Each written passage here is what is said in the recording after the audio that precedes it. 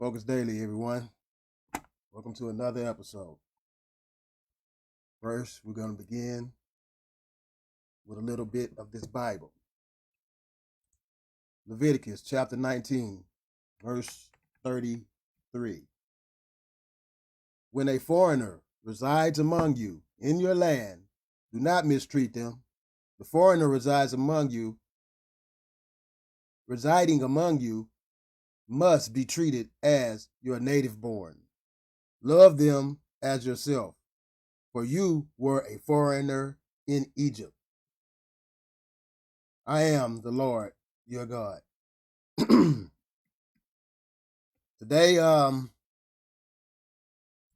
going to begin with Marcus Garvey. As that shocking title implies, Marcus Garvey was a liar. During the late 1800s, the Anglo-Saxon clubs of America began to form. As I mentioned earlier, the Boule was one of those clubs. And also, Walter Plucker's son himself, or should I say, Ernest Cock, Walter Plucker, and John Powell's son, started his movement. During his movement, they taught us to be black and proud, when really he was introducing the demonic, democratic, anti-God ideology of eugenics to the Afro-American.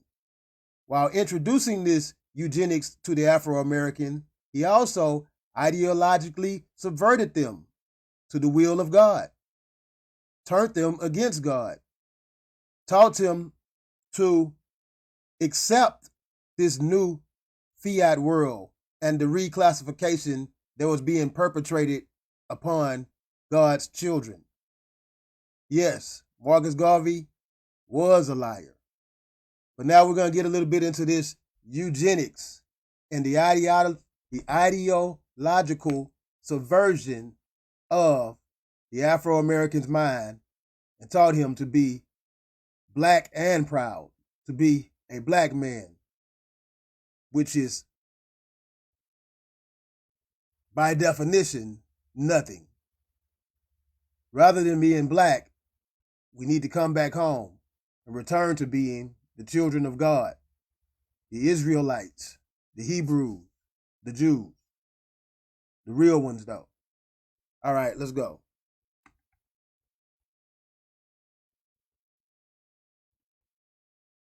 Get to this reading.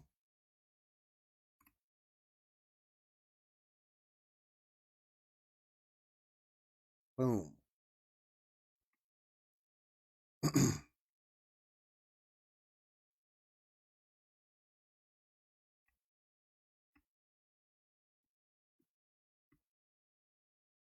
All right.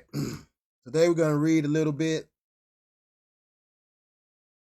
from an essay written by Sarah L.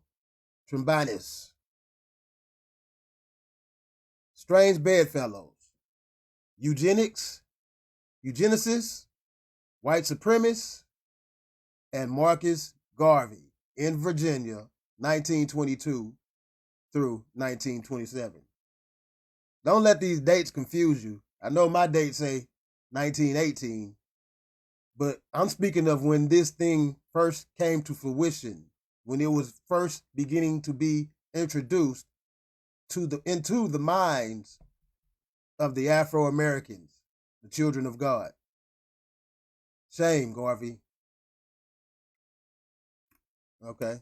A thesis presented to the facility of the Department of History, the College of William and Mary, in partial fulfillment of the requirements for the degree of Master of Art. Okay. She had a master. You go, girl. All right, let's skim through this real quick. Let's see, chapter 1. Oh, that chapter introducing Virginia, racial integrity. So, if you're familiar with the Walker-Plecker information I've introduced as of now, here we are, the Virginia Company. Here it is speaking on racial integrity. These are the things that she are introducing. Okay, I lost that page.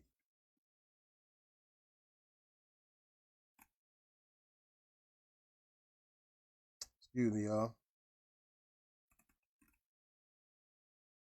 Let's just get to it. Introduction. The importance of the Virginia eugenics movement. Virginia eugenics. The Virginia Company. Walter Plecker being the leader. The Anglo-Saxon Society. Walter Plecker being the leader. Anglo-Saxon Clubs of America. Walter Plecker being the leader. The head Nazi. The head cog in the eugenics machine. Created to isolate, eliminate, and totally destroy the children of God, the Afro-Americans. A genocide, a Holocaust. 1920s, Virginia was enmeshed in debate over various legislative measures involving racial purity. In 1924, the Virginia Assembly passed two nationally influential and pro-eugenic laws. The controversial Racial Integrity Act was passed on March 8, 1924, and was signed by the governor 12 days later. So, the Racial Integrity Act was created by Walter Plecker, and it was also put into law in March 8, 1924. I've already introduced Walter Plecker, and now we're starting to see his ideology, his legal fuckery of the people being put into use. The controversial Racial Integrity Act was passed on March 8, 1924, and was signed by the governor 12 days later. This act strictly banned marriages between whites and anyone with a trace whatsoever of other blood than Caucasians. The same, okay. Let's get to Marcus Garvey. Oh, all right, let's go a little bit into this. Assembly passed another bill legalizing the sterilization of those classified as feeble-minded by the standard of the time. They're talking about us. They're talking about the Afro-American. We didn't realize our power. We didn't realize how grandiose the blessing God had bestowed upon us was. So they considered us feeble-minded. And they intentionally went about to turn us against our Lord in order that they can continue to flourish, steal, disenfranchise, and run away with the church money. Assembly passed another bill legalizing the sterilization of those classified as feeble-minded by the standards of the time. Prominent Virginians trumpeted both Virginia's anti-miscegenation and sterilization laws as models that should be enacted by other states. Okay, when this ideology, that was that word I was trying to read the other day, was being introduced, it quickly spread to all states. Although, like the Democratic Handbook, the Democratic Handbook headquarters was North Carolina, and that quickly spread to all 50 states. The eugenics headquarters was Virginia, and these ideologies are beginning to spread through every state. Birth control, abortions, biological warfare that was genetically aimed at the Afro-Americans, similar to today, but it never works. because God loves us. He just wants us to come back home. Now back to this truth. Particularly when the United States Supreme Court upheld the constitutionality of Virginia's sterilization law. With the passage of these acts by 1927, Virginia eugenicists could claim more legislative success than those of any other state. Virginia changed the nation. And it was guys like Marcus Garvey that helped introduce this movement to the skin folks, to those who look like them, allowing this eugenics to take place and also allowing foreign blacks to invade and take our place. Earlier I spoke about taking our identities. He was a key role in replacing us and giving foreigners our identity in order that they could reap the benefits that God meant for us. With the passage of these acts by 1927, Virginia eugenicists could claim more legislative success than those of any other state. As a result, Virginia eugenicists hoped to come to a national prominence. To the consternation of the Virginia eugenicists, contemporary national leaders did not grant a great deal of attention to the Virginia Acts. Everybody turned a blind eye and act like they didn't see it, even though they're all a part of this company. All 50 states are divisions in this company. All 50 states are under the umbrella of the Nazis, the Anglo-Saxon society, the devil himself. According to some historians, Virginia eugenics did have a great deal of impact internationally, particularly in the formation of eugenic policies in Nazi Germany. See, the way we think about it is the Nazis was the headquarters of, Germany was the headquarters of the Nazi movement. But, as you can see, according to this, the Nazis learned everything from Americans, from the leadership of Walter Plecker. We think the Nazis lost the war, but in reality, they actually won. And here we are in 2022, still under, is it the Third Reich? We about at the 50th Reich at this point. Reich humor.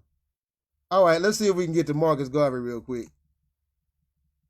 Racial integrity, eugenics, sterilization, birth control clinics, biological weapons aimed at the genetic makeup of the Afro-American, abortion, removal of reproductive organs. All of this is occurring.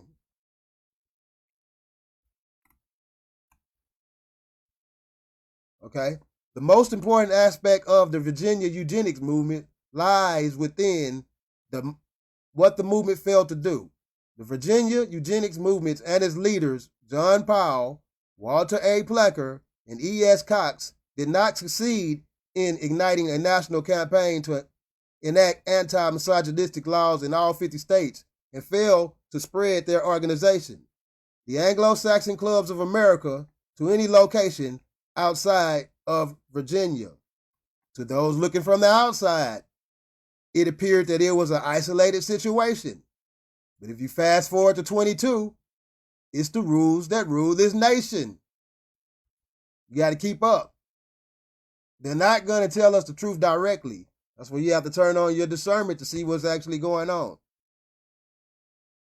Okay, right now I'm just looking for Garvey to part. Okay, here we go.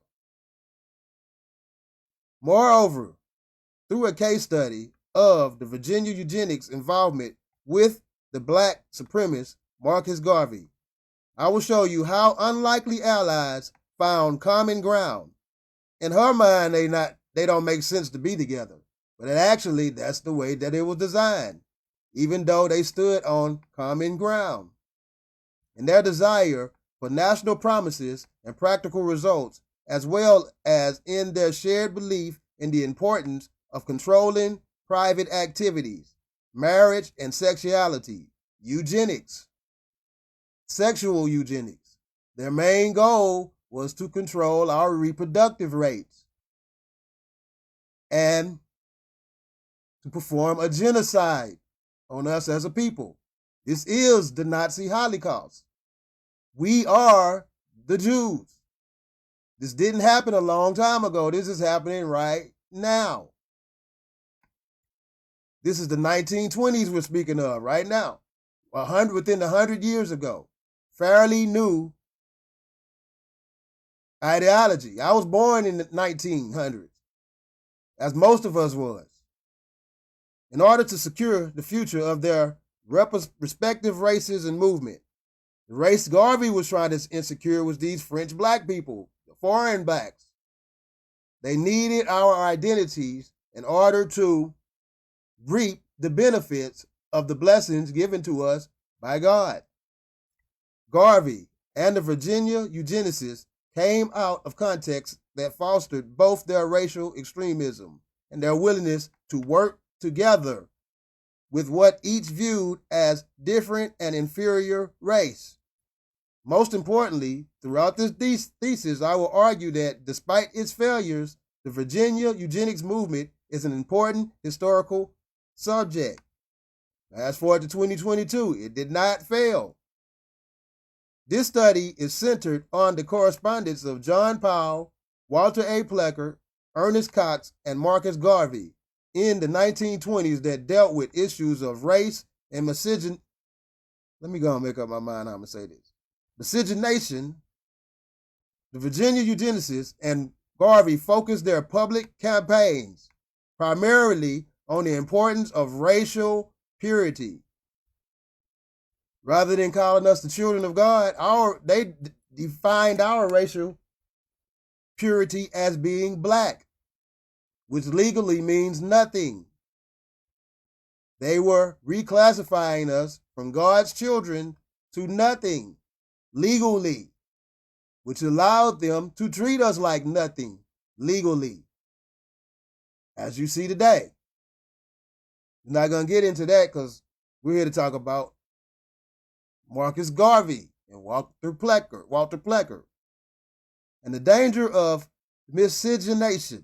The views on these topics, at least rhetorically, are quite similar despite their different objective. I use various published documents and speeches on racial purity given by Powell, Plecker, Cox, and Garvey to argue for the contrast between the public rhetoric of racial purity and the private racial ideology behind it. Ideology, that word right there. And now we're working on miscegenation. All right, let's go. I will then briefly outline the various. Okay, let's see if we can get to some of this information she presented.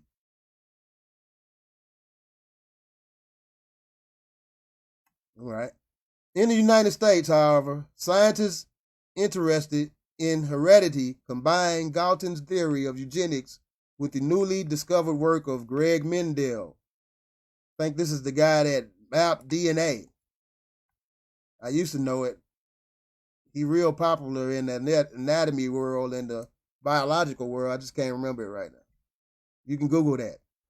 Based on the foundational understanding of elemental transmissions of heredity traits, genetics, Mendel formulated the theories of segregation and independent assortment that introduced concepts of dominant, that's what it is.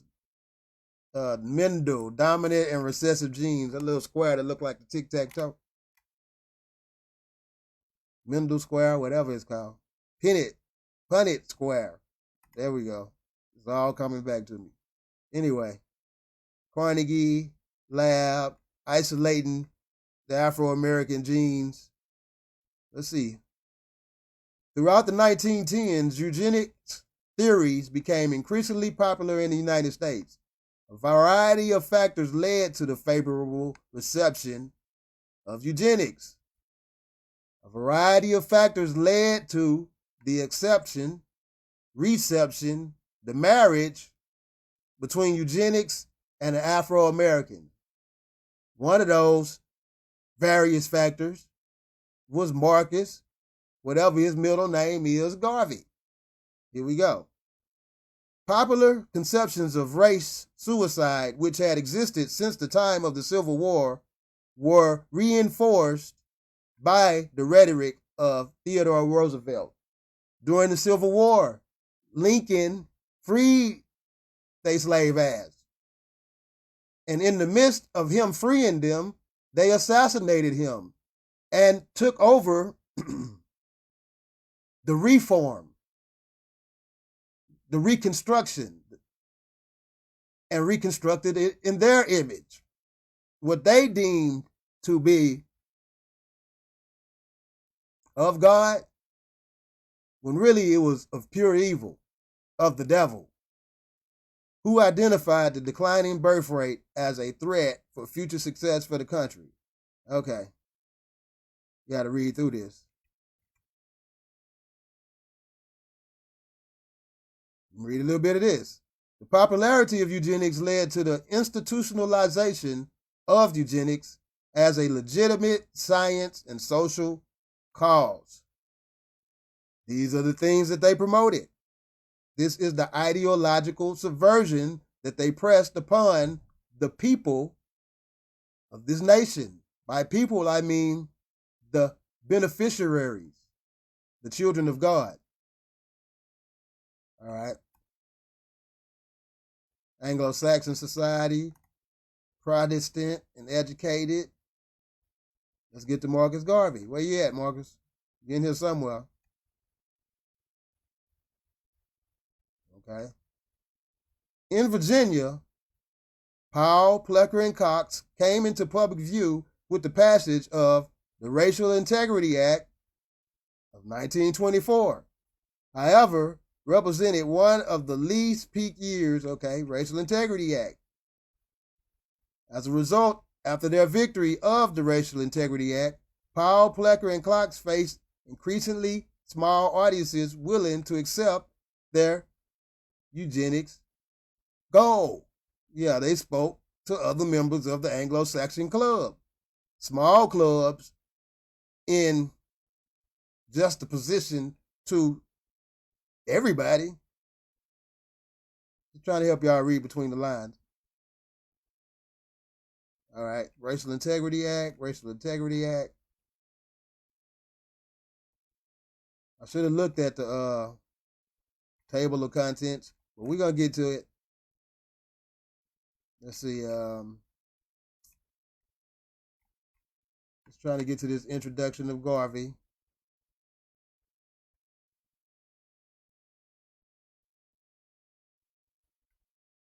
All right, here we go. Just start right here. Yet, Virginia eugenicists were concerned with the maintenance of a particular white dominance, keeping the white over the black, white professional male dominance, and anyone who fell outside of this category was a potential threat. In addition to the above areas of historiography, this thesis will also engage with previous historical works regarding Marcus Garvey in order to better understand Garvey and his connections with white supremacists like Powell, Plecker, and Cox. The history of Marcus Garvey has been quite contentious and has differed greatly in offering explanations for Garvey's preoccupation with racial purity, his connection with white supremacists like the Virginia eugenicists and the Ku Klux Klan. In 1973, E. Cronin posited that Garvey later stressed upon racial purity probably was derived from the pride in his maroon heritage. as from his humiliating experience of being a full-blooded black Jamaican foreigner. I'm not going to let him run that on us. All right, let's get to the bottom of this. Go down here.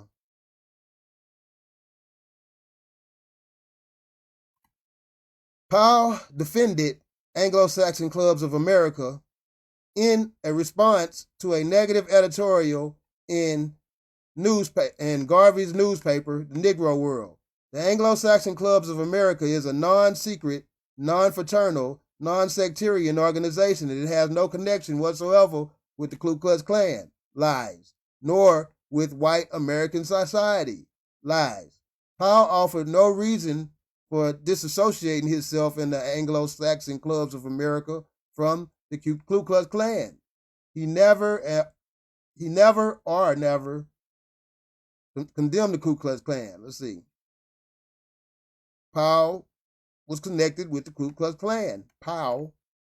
So was Flecker, so was Cox, and so was Garvey.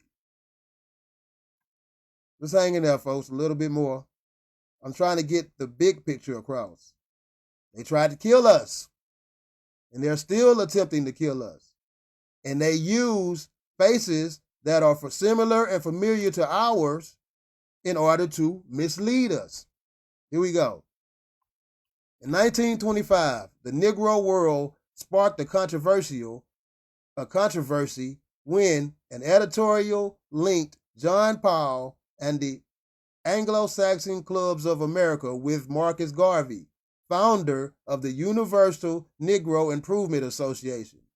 The official weekly publication of the UNIA, The Negro World, was published in 1918. Here we go.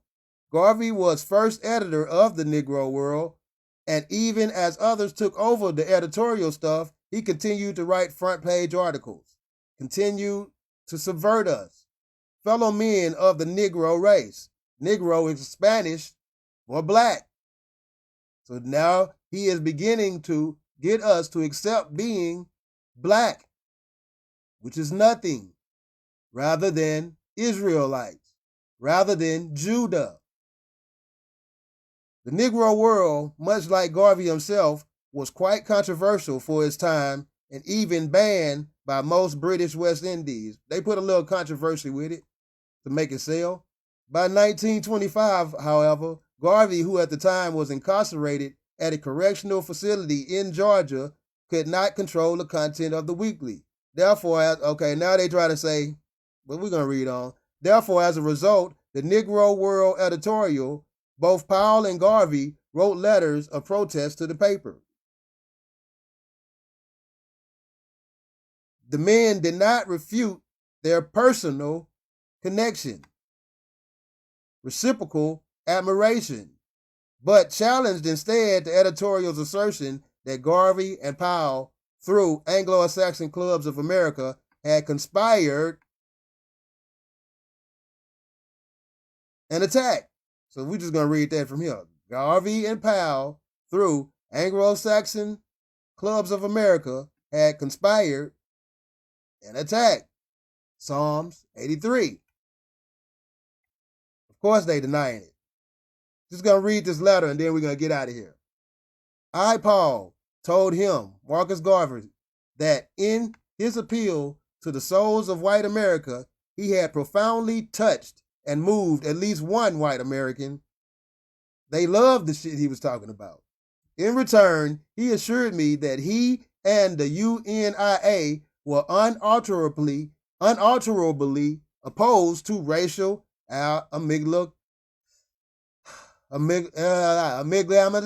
I can't read right now. I was just finna say it. But it has changed that I have involved Marcus Garvey in attack on Hampton Institution. The first charge is false. In a letter I wrote him, which was carried by the Richmond papers, I stated that Garvey and the UNIA would approve all efforts towards the preservation of racial integrity. The preservation of racial integrity. Racial integrity is eugenics. Garvey's name was mentioned in no other connections. I trust it. This letter has made 2 points clear. First, that Marcus Garvey has been guilty of no betrayal of his race or his cause. Second, that there are in Richmond, and I believe throughout the South, many sincere white folks, white friends of the Negro race, who resent the injustice done to Marcus Garvey and who wish him Godspeed in his work to build for his people a nation and a culture. Turn on your discernment. He lying. But while telling a lie, he's also revealing their objection to build for his people, which were actually the children of God, a nation and a culture of its own, a black nation, a black culture. All right, well, that's it for now. Marcus Garvey was a liar. He was really a white supremacist, a member of the Ku Klux Klan, a Nazi, a child of the Anglo-Saxon Club of America. But until next time, Focus Daily, y'all.